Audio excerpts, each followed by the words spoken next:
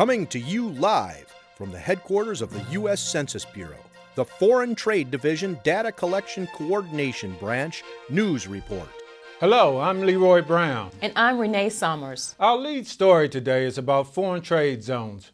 Renee, there are a few questions I want to ask our viewing audience. Do you know what a foreign trade zone is and the two types of zones? What does the government consider foreign trade zone emissions? What are the specific foreign trade zone reporting requirements? And how can your organization benefit from filing your foreign trade zone data electronically? The answer to these questions and more coming up next. Please stay with us.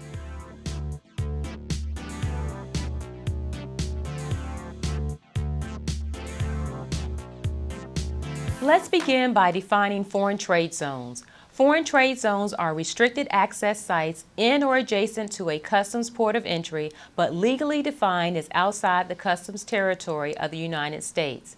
They are operated by a public or private corporation as authorized by the Foreign Trade Zone Board and under supervision of U.S. Customs and Border Protection. There are two types of zones. There are general purpose and subzones. General purpose zones are established for multiple activities and multiple users. The zone may consist of one or more multiple sites. An example of general purpose zones can be a single building, an industrial park, or an international airport. Subzones are special purpose sites established for a limited purpose that cannot be accommodated within an existing zone. For example, an automotive company could assemble parts for a specific type of car in a subzone. Allow me to bring some clarity to the term foreign trade zone emissions.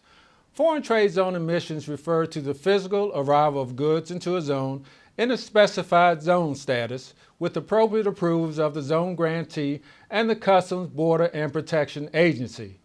The word admission is used in place of the word entry to avoid confusion with Customs and Border Protection entry processes under Parts 141-144 of the Customs and Border Protection Code of Federal Regulations. There are specific statistical filing requirements for foreign trade zone emissions. Let us walk you through some of those requirements. Foreign trade zone imports refer to merchandise exiting the foreign trade zone for U.S. consumption. All emissions into foreign trade zones must be filed through Customs and Border Protection Electronic 214 program or their paper equivalent.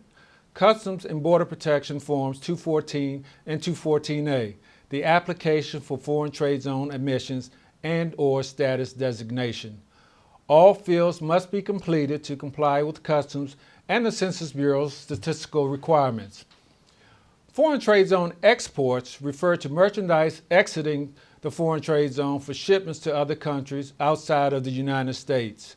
Export information for Census Bureau purposes are collected via the Automated Export System, AES, or AES Direct. These are other electronic systems that contribute to the ease of reporting quality and timely data to the Census Bureau. There is an additional reporting requirement that impacts Census and Customs that is important as well.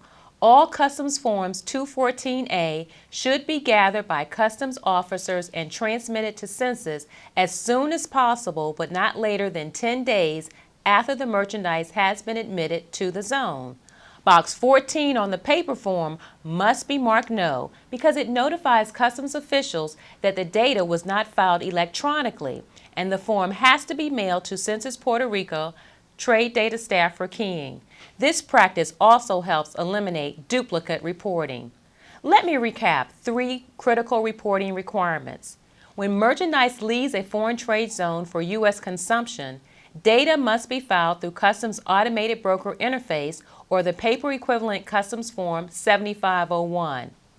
Admitting merchandise into a foreign trade zone requires filing data using the Customs E214 process or the paper equivalent Customs Form 214 and 214A. When merchandise is exported to another country from a foreign trade zone, filing your export data is required through the Automated Export System or AES Direct. The Census Bureau reports continued growth in the electronic filing of foreign trade zone data. Approximately 95% of all foreign trade zone filers are using the Customs and Border Protection E-214 filing process. We encourage all paper filers to consider filing their foreign trade zone data electronically. All of you paper filers, come a little closer. Get on board. Join us in the 21st century. Don't wait or hesitate, but participate in the E-214 process. The facts are, the growth of foreign trade zones and electronic filing has resulted in enormous benefits for both public and private sectors.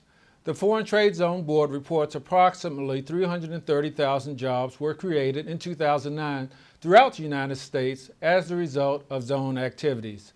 Additionally, foreign trade zones help facilitate and expedite international trade. Data filed electronically benefit the trade community in the following ways. Provides paperless transmission of foreign trade zone data to Customs and the Census Bureau. Provides cost efficiencies and helps the environment by eliminating paper. Provides edits and validates data, thus increasing reporting accuracy and timeliness of the data submitted. U.S. foreign trade zones provide more substantial benefits for U.S.-based manufacturers and distributors than many of the free trade zones located abroad.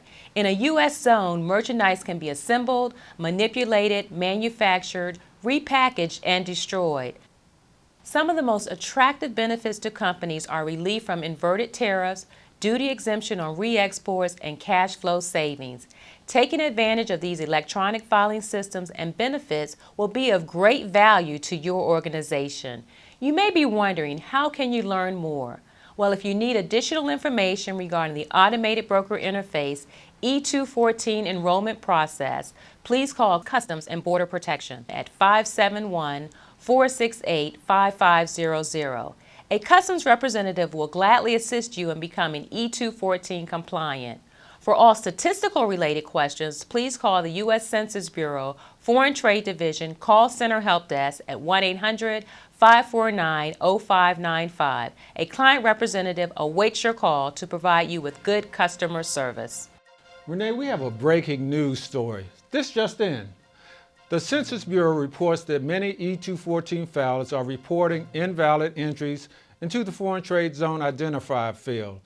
This is the field that provides the identity of the foreign trade zone from which the merchandise was exported. This is a 5-position field consisting of alphanumeric characters. The first 3 positions correspond to the general purpose zone, and the last 2 positions reflect the subzone.